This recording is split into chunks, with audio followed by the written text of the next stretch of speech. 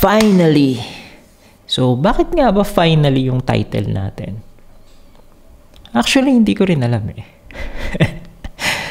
Wala lang. I just wanted to talk to you guys. Gusto kong kumustahin kayo kung ano na nga ba, ano na nangyayari sa inyo. I wanted to have an engagement with you guys na kung meron kayong katanungan, meron kayong gustong malaman, i-comment nyo lang sa comment section natin. Para saan nga ba tong video na to? Unang-una, this is the first time that you will see this kind of setup. I've been doing a remodeling kind of setup since yesterday, and I finally got this kind of vibes na gusto natin or magawa natin. The reason why I titled this video as finally, kasi finally nagkaroon na tayo ng home studio. This will be my studio. I know if you've been following me in my Facebook profile or in my Facebook account or in my other channel, you will see this kind of setup. The reason why I did this one is para makapag-vlog tayo or makapag-create tayo ng content,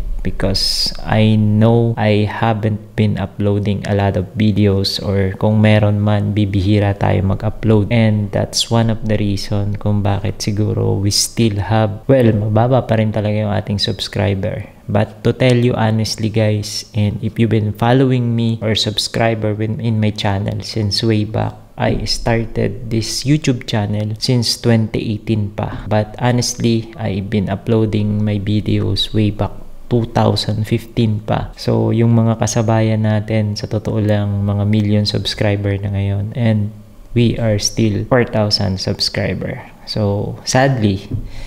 But, well, yun lang naman talaga yung ating na-achieve.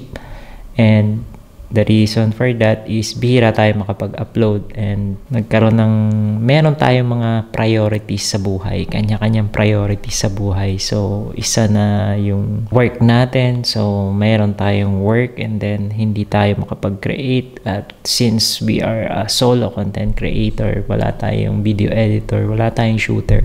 So, tayo yung gumagawa ng content natin. Ako mag-shoot, ako mag-direct, ako mag-create ng script, ako mag-edit, ako yung mag-upload. Ako lahat. So, struggle siya.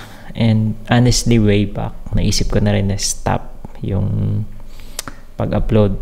But every time I think about it, meron pa rin magko-comment sa video natin, magtatanong or what. And honestly guys, I'm so thankful sa inyong lahat. So, sa lahat ng 4,000 subscriber natin dyan, and sa lahat ng mga mahilig magtanong or mag-comment, kung hindi man kayo subscriber, yung mga tipong kahit papaano ay nanonood kayo ng ating video, thank you very much in the bottom of my heart.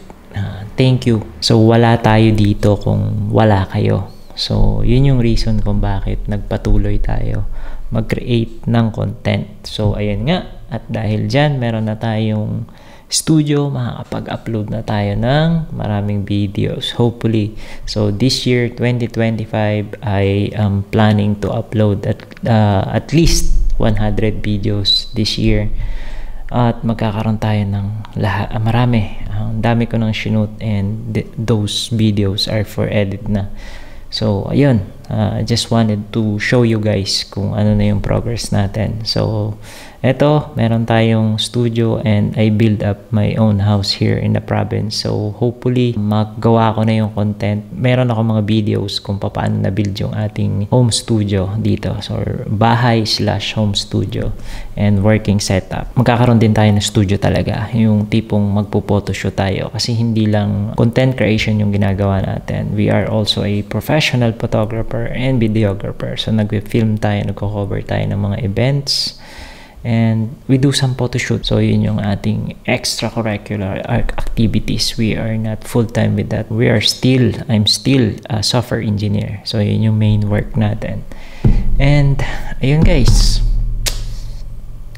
thank you Thank you sa pagsuporta sa akin. And eto na yung studio natin. And by the way, the next video na i-upload natin, abangan nyo. So kung papaano ko sinet up to, or I mean kung papaano ko nagkaroon ng lighting na effect na ganito. So I will be teaching you on how to light yourself. So para magkaroon ng medyo ganitong vibes, kind of vibes. So behind the scenes, step by step, kung ano yung mga ginamit ko, lahat, kung paano ko siya sinet up. So, papakita ko sa inyo. Yun yung next video natin. And this one is sobrang, actually, yung last year natin, yun yung sobrang, challenging year of, isa sa entire life natin is yun, yung last year.